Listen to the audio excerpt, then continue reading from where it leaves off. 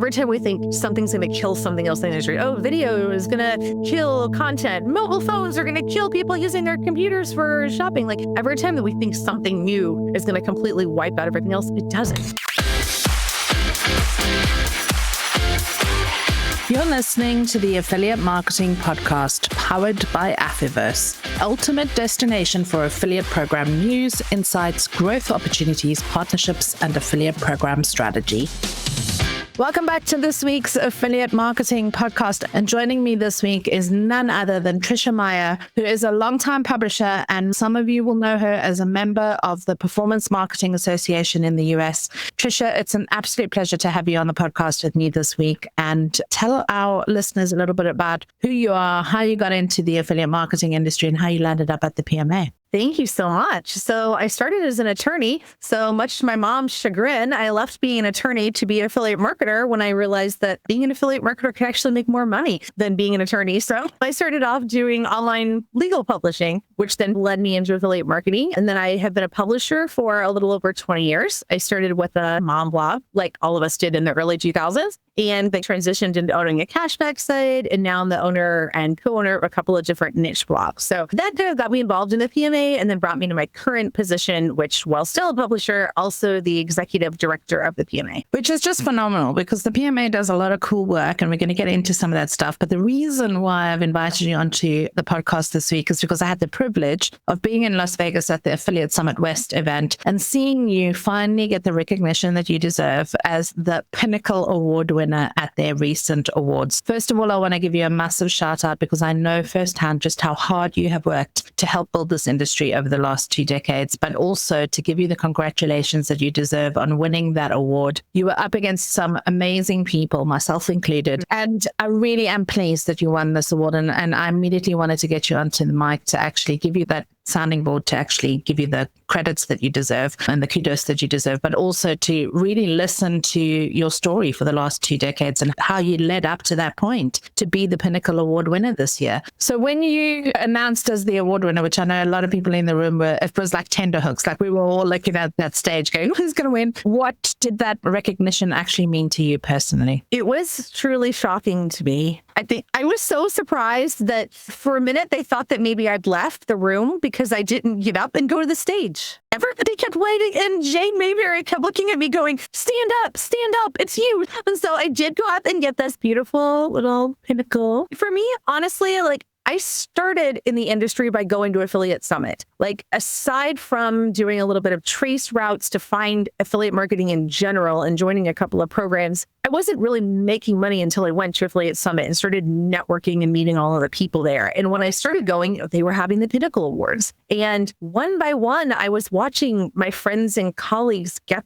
these awards year after year, and this Pinnacle Award, and people that I really respected and people that had been there since the beginning of affiliate marketing. And so for me, in my head, it was always someday I want to win that award. When I finally win that award, that will be how I know I've done everything I was supposed to do personally, but also for the industry, because that's what all those winners had done. It wasn't just that they were making a lot of money in the industry. It was that they were known because they were supporting the industry and helping grow it. So it was years and years of going to Affiliate Summit and watching those Pinnacle Award winners. And then they quit having the awards. When they announced that they were having them again, and I saw that they were having the Pinnacle, I just thought, okay, that's interesting. Who knows how it'll play out? I'm probably still a few years away from having a chance at it. And then when I was nominated, I didn't know it. And I didn't know I was a finalist. And you had commented in the PMA Slack channel about it. And I just kind of went, thanks, because I didn't know what you're talking about. The email went to spam. It was in my Google spam folder. So I spent an entire day just trying to be polite to people,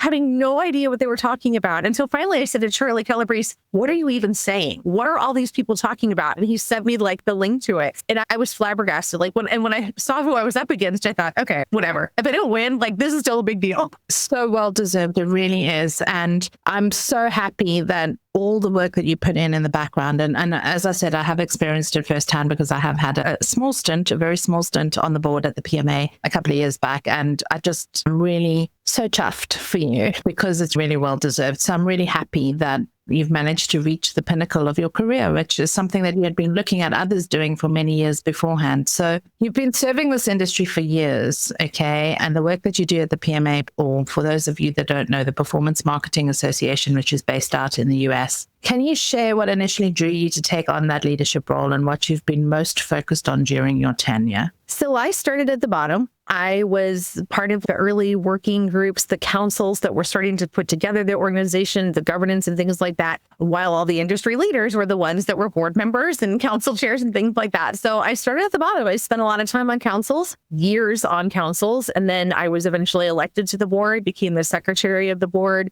And then when it came time for them, they had not had enough funding to have an executive director for a long time. And they had enough for a part-time executive director. So they were just looking for someone to work like 12, 15 hours a week for the PMA. The fact that I'm an attorney, they came to me and specifically said, we have these needs. We would like it to be you because you're an attorney and we have some legal needs. And then we also know that you know the industry and you've been on the board and know the councils and everything. So I worked my way up just from the very bottom of the organization. So I felt like by the time I became the executive director, I knew it inside out. I'd been attending all of the council meetings, all of the board meetings. I was friends with the former executive director and had learned so much from her about the origins of the organization and the goals and things like that. So I feel like it was tailor-made for me eventually, what I was learning as a publisher, but also the things I learned on the legal side, that it was just a perfect fit for me. And the fact that I could do it part-time, which was all the funding that we had and currently have, I'm still only part-time, but the fact that I was able to do that part-time and still do the publisher things on the side just makes it perfect.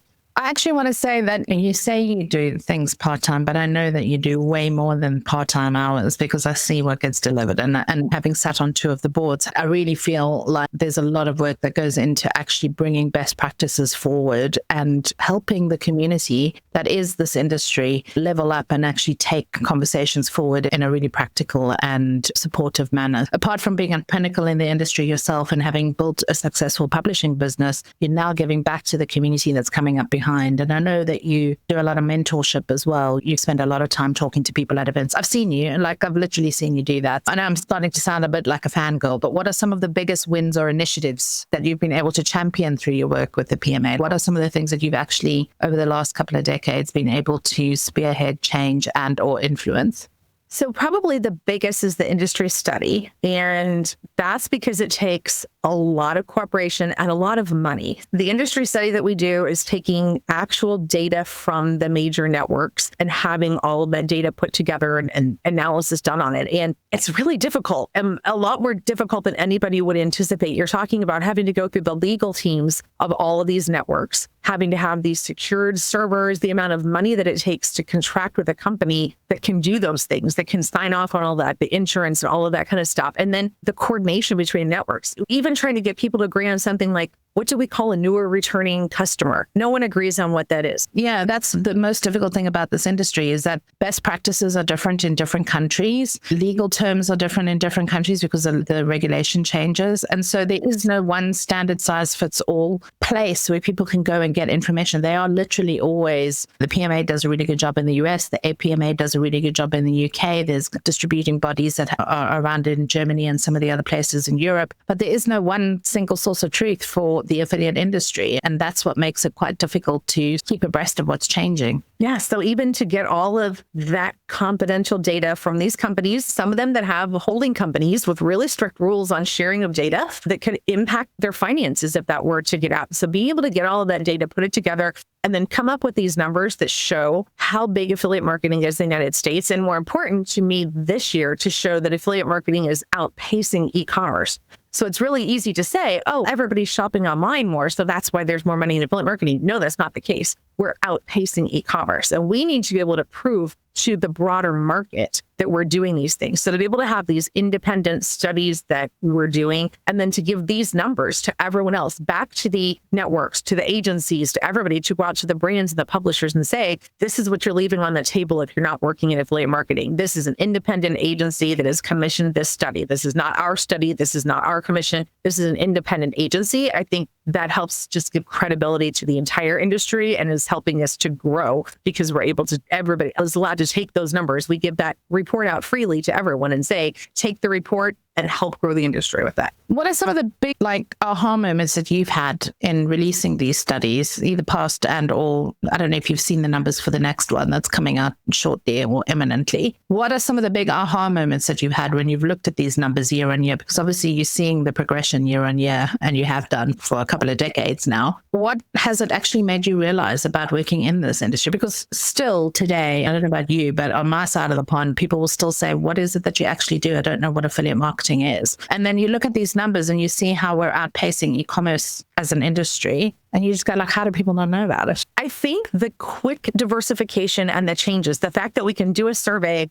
and then a couple of years later, we have to add a category to that survey for a type of publisher that didn't even exist the last time we did the survey. And so every time we do this survey, we have to go back and look at the categorizations and say, oh, we didn't even have that. Card-linked offers, what was that 2 years ago? That wasn't even a thing. And yet now it's this percentage that we're showing in the industry. So the fact that we're having to constantly change the survey because the industry changes so much is really interesting to me. Things like we saw attribution to coupon spend going down a little bit in this last couple of years, even though we know that people are using more coupons. It wasn't that people are actually using less coupons in the industry. It's just that the proportion of it is lower because now we have all these other things that are making money in the industry. So really looking at the numbers and understanding what does this mean? This lower number for coupons doesn't mean that the coupon sites aren't doing well or making as much money as they did before. It just means that now we have these other 4 things like card-linked offers, different types of retargeting that are taking ad spend as well.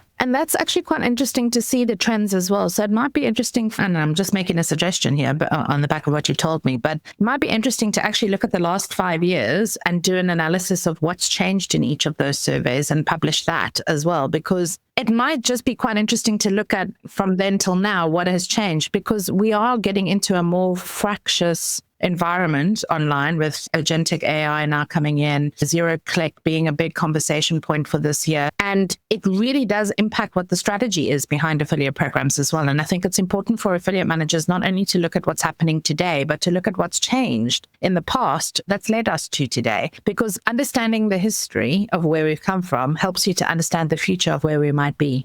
And they say history repeats itself in cycles. So it might be quite interesting to actually dig those numbers out and actually have a look at what has changed significantly year on year and see what kind of data that puts out. If you haven't joined the PMA, it's time to join it now, because that might be a really nice piece of research for affiliate managers listening to have a look at. But we do seem to be at an inflection point with AI now. And I don't want to hop on AI and privacy changes and attribution tracking. But these are the forefront things of our minds as we've come into this year. Obviously, there's a lot of talk about browser extensions and all the news that's unfolded with that recently. And it was a hot topic at Affiliate Summit West as well. What do you see as the 2 to 3 biggest shifts that affiliates need to be preparing for this year? Because obviously you've got a publisher background, so I want to dig into that now a little bit too. But what are some of the things that you are not concerned about or worried about, but things that you're looking at within your own publisher business that other publishers can maybe benefit from? Obviously, the LLMs are the biggest thing. And from a publisher standpoint, we're having to look at it a lot of different ways, because I have to figure out, how do I keep my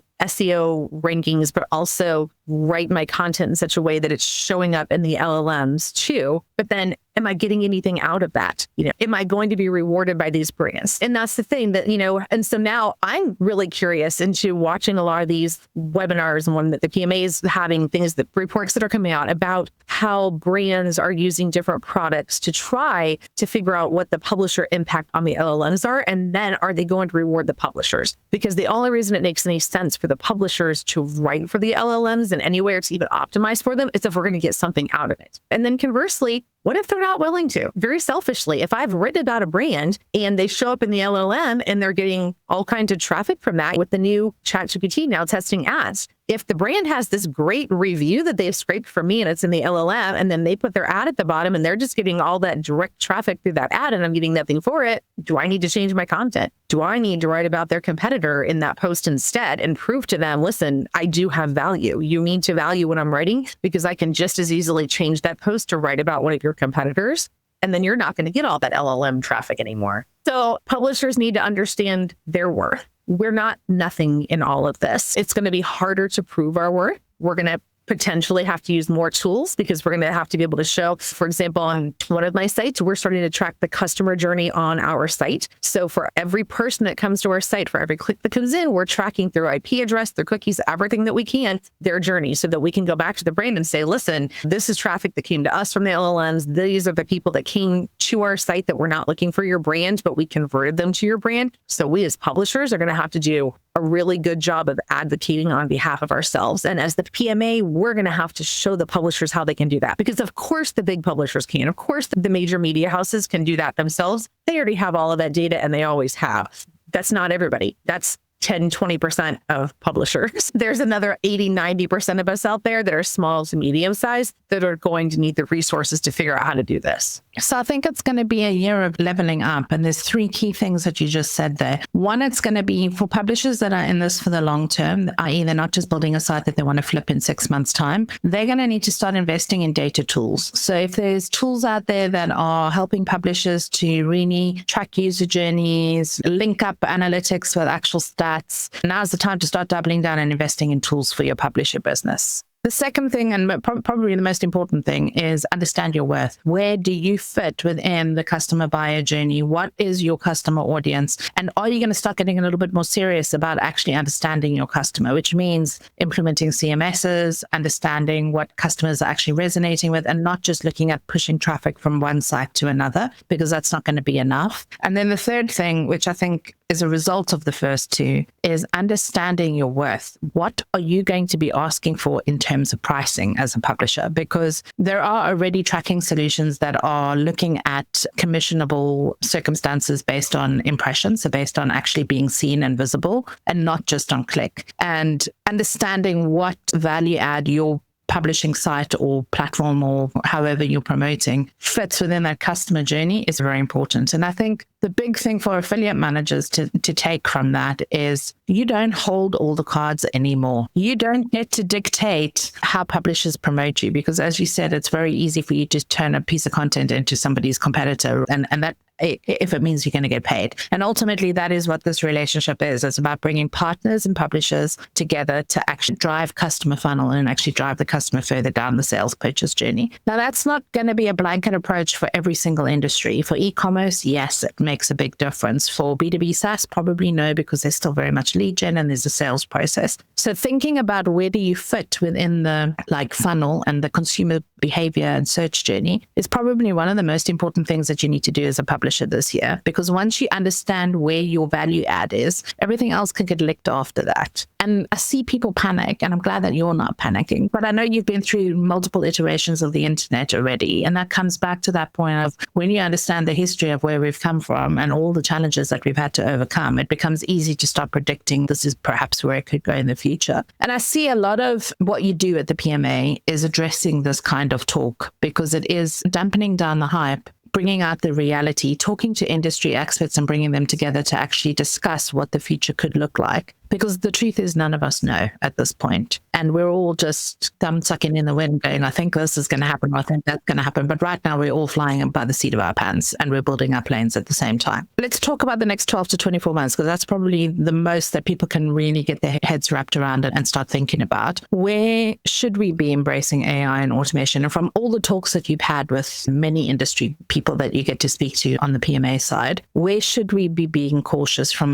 both a legal and compliance perspective in terms of what AI can enable you to do, but also where should we be embracing it? So what are your thoughts on that? Oof, that's tough, because I think as we are finding the challenges because of AI can be the solution. So for example, this customer journey thing, you could go buy a tool, or you could use some kind of vibe coding like Lovable, like we did, to create your own tool. So you're using the AI to help you with a different AI problem. So first of all, you have to look at it like that. Also, knowing that the networks are all investing in technology to start looking better at the customer journey, looking at the LLMs, are there a way to track these things, and paying attention to that, because we had a lot of announcements that came out just last week while we were at Affiliate Summit. I haven't even had a chance to read all of them yet, but hearing this network is doing this, network network is trying this. And so staying ahead of that so that you both as a brand and as a publisher, what the different options are that are out there, because there are a lot of options out there. Using AI for compliance. So we heard of a number of tools that people were talking about at Affiliate Summit of different compliance tools, because it might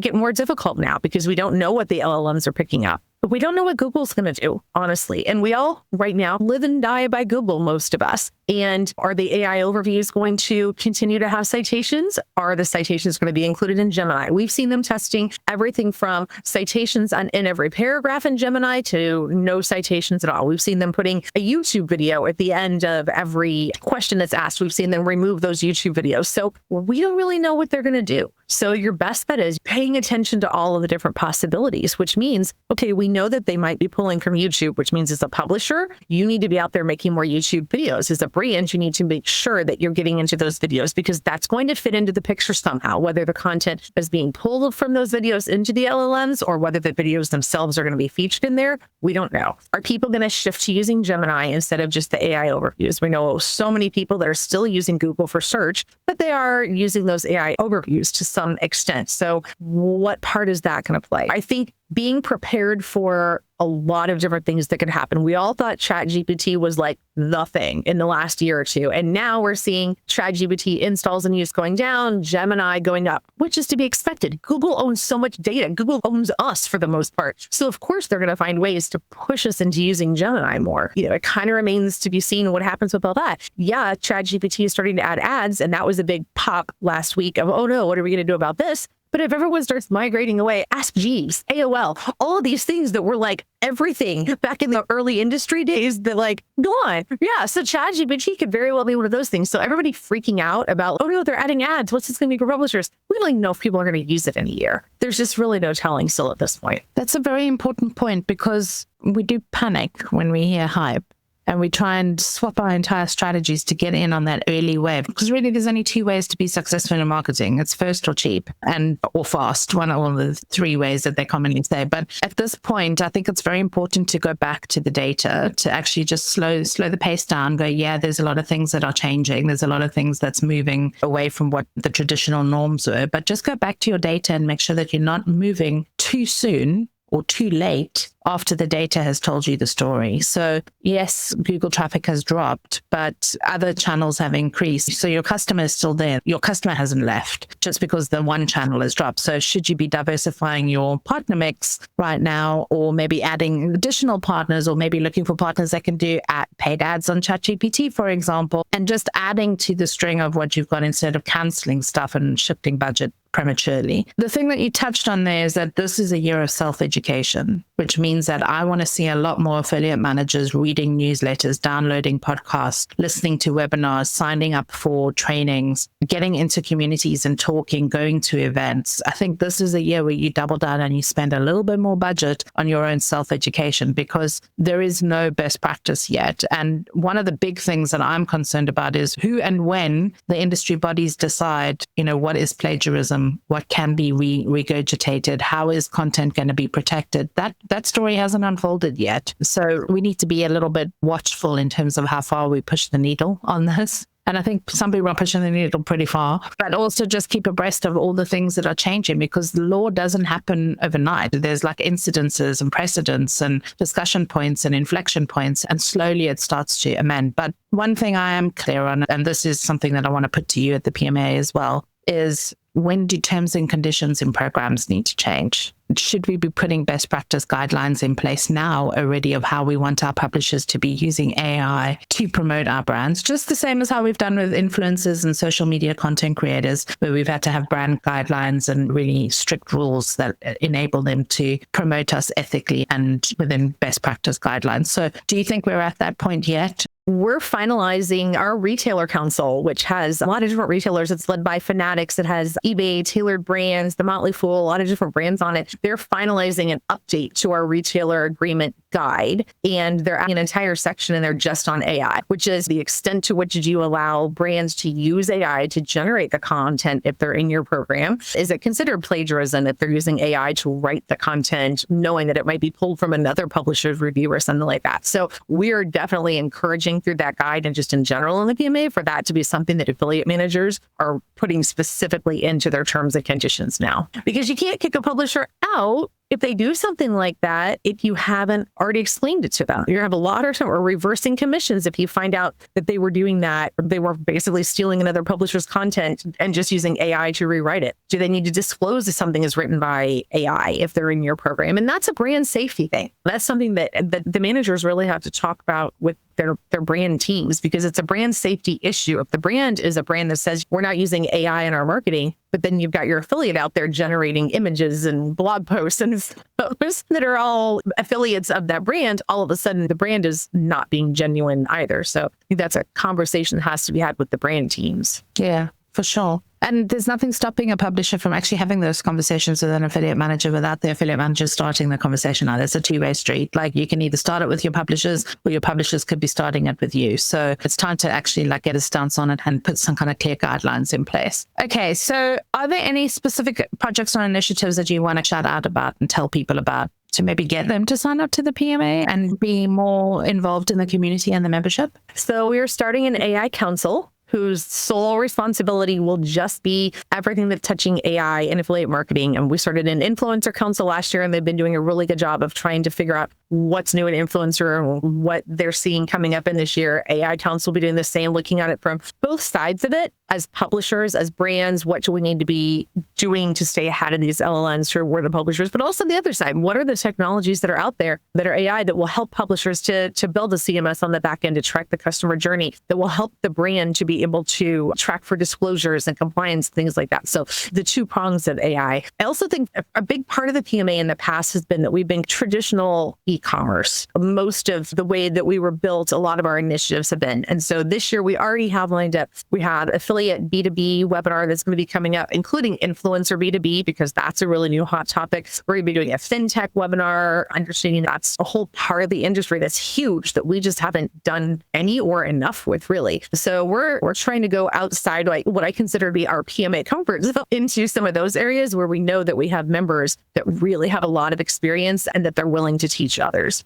I love that. I'm all about the teaching and the education in this industry because it's so needed. If you could paint a picture of what affiliate marketing looks like in 5 years from now, what do you think would be fundamentally different? What's so funny, I feel like it's going to all be the same because having been here now this long, having these arguments now about toolbars, and remembering that the very first thing when I learned here over 20 years ago was that people were arguing about toolbars. The customer is still going to be there. We're all going to be fighting for the customer. We're all going to be fighting for different points in the customer journey. The details are going to be different. Every time we think something's going to kill something else in the industry, video is going to kill content. Mobile phones are going to kill people using their computers for shopping.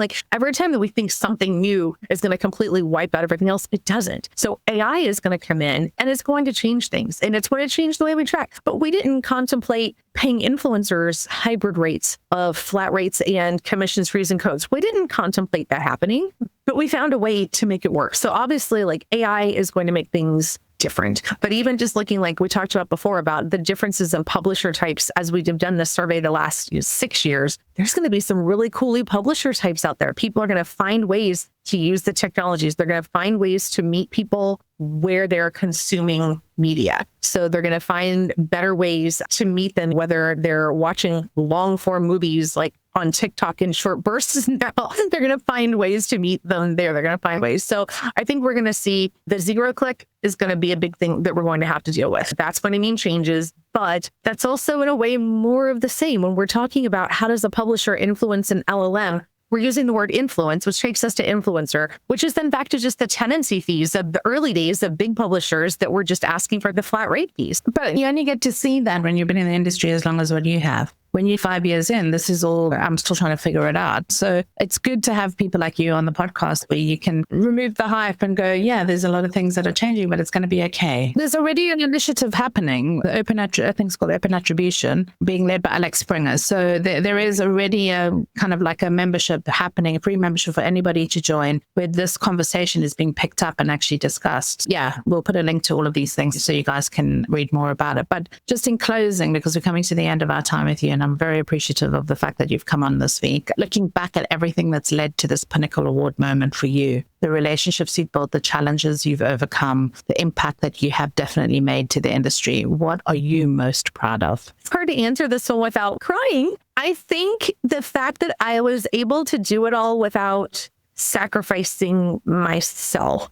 I'm not the person that makes the most money in the industry. I'm not the most forceful person. I'm somebody who always tries to mend fences and make friends. And that's often looked down on, especially in business. People who have the more forceful personalities, the more direct, and that's not me. But I haven't given that up, as much as even being an attorney and having to negotiate a lot of things for the PMA, the contracts and the things like that, and problems between members. I've tried to stay true to myself, and that's just really loving what I do. I always, every single day, want to enjoy my job. I want to enjoy the people around me. I'm a joy person. Like, my nickname is Sunshine Trisha, because that's just how I view the world. I try to find the best in everything in what we do, the organization, the industry. And so I'm happy that I was able to find success without having to be cutthroat. It's a really wonderful thing to be a role model that is happy and confident enough to remain true to self and not change the way that you operate, because the industry is hard. It does demand a lot of you. So if you're a young person listening to this podcast and you've joined our industry, believe me, you have to work hard to actually be successful in this industry, because it's an always on industry. So the fact that you've managed to become a pinnacle of our industry, you've dedicated much of your adult life to this industry in terms of actually improving it, creating best practices, supporting the community around you, and you've stayed true to who you are as a person, tells me just how strong you are. And I think that's something to be proud of. I appreciate that. And I appreciate you. So yeah, that's where I think we're going to wrap it up for today. There's lots of exciting things to come. Obviously, follow Trisha, get into the PMA. It's a wonderful community. If you're over in the US, they do a lot of cool stuff. They're really involved in the industry. They are looking at best practices all the time. If you're feeling brave enough, sign yourself up to join some of the boards and get involved in some of the projects. It's the best way that you're going to be able to learn this year. And Trisha, thanks for coming on straight out of the bat after a busy ASW week. I appreciate you being on here timely with us. And congratulations again on winning this wonderful award. Thank you so much. I'm spending so many hours at my desk and I'm not seeing results. What am I doing wrong? That's one of the smartest questions you can ask. Listen to the Affiliate Marketing Podcast for a start, and go to affyversemedia.com for all the support, optimizations, and inspiration you'll ever need to scale your affiliate program to the stars. What's that website again? affyversemedia.com. affyversemedia.com. affyversemedia.com.